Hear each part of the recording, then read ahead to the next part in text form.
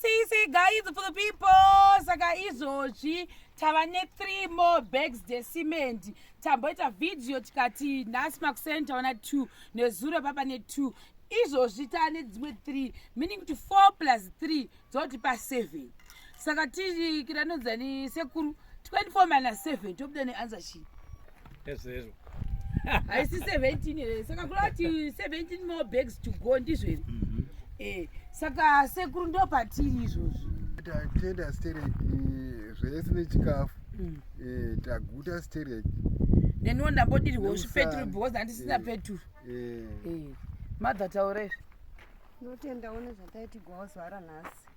Mabhegi esimendi nechikafu. Ndozvitendawo. Ndinongotendawo zviri kuitirwawo bamukuru vangu nerubatsiro rweruzhinji. Zvinongokuzwa ungoti unaivo vatungamiriri vacho dai Mwari avawedzerawo mazuva ekurarama. Vakuru vakapa tsumo yekuti kuona cherima kutenda auya nacho. Naivo baba vachangamire nemhuri yavo tinongozvikudzawo nekutiratidzawo vanhu vanotiitirawo zvakadai munzvimbo yatigere.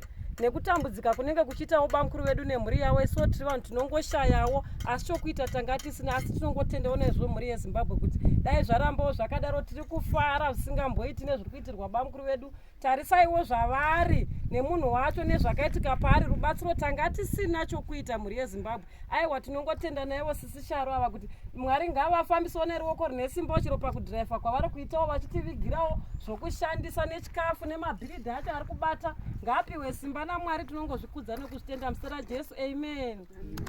Samudhuri wedu maonati uri kufamba nepesi isingaiti. Tinotenda kuruzhinji rweZimbabwe, rambai muchitibatsira. Tinoramba tichitenda nokuti munorambawo muchibatsira. Dai Mwari akukomborerei pamune matapudza awedzere kanodarika kana katatu. Tinotenda asisi chero tasai basa redu riri kufamba.